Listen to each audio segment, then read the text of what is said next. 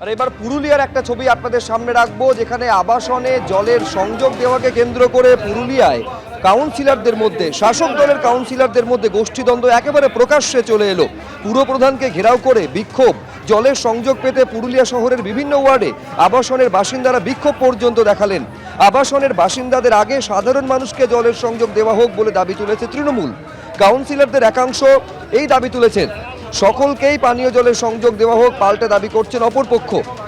আলোচনার পর সিদ্ধান্ত, আশ্বাস পুরুলিয়া পুরসভার পুরপ্রধানের।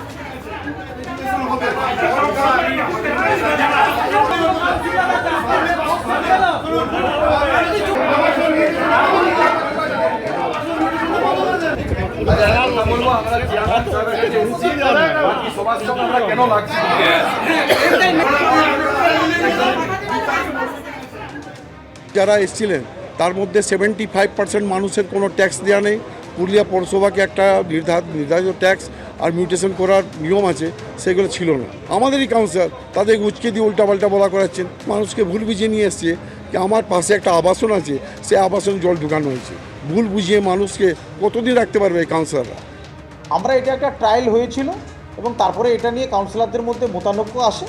আমরা কাউন্সিলরদের নিয়ে মিটিং হবে, বোর্ড অফ কাউন্সিলার্স মিটিং হবে, মিটিংয়ে বসবো, প্রশাসনিক লেভেলে আমরা বসে নিষ্পত্তি ঘটিয়ে শহরের বুকে যারাদের মিউটেশন আছে প্রত্যেককে, যারা আবেদন করেছেন জলের জন্য, প্রত্যেককে জল দিতে আমরা বদ্ধ করি।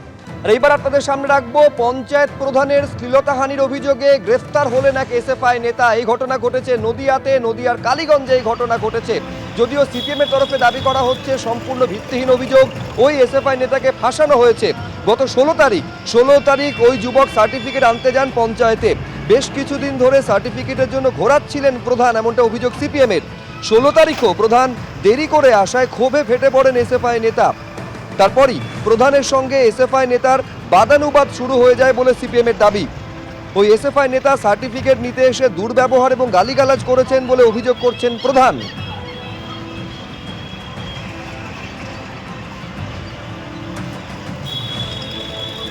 কমরেড রেজা, তার এলাকার ছাত্রছাত্রী এবং তারও এক আত্মীয় আছে যাদের পঞ্চায়েতের সার্টিফিকেট তাদের লেখাপড়ার জন্য প্রয়োজন।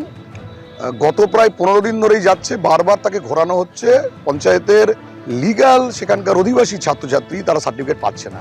সেই দিনকে প্রধান তাদেরকে হুমকি দেখিয়ে বলেন যে পঞ্চায়েতের যিনি তৃণমূলের সভাপতি আছে তার সাথে কথা বলে তবে সার্টিফিকেট নিতে হবে।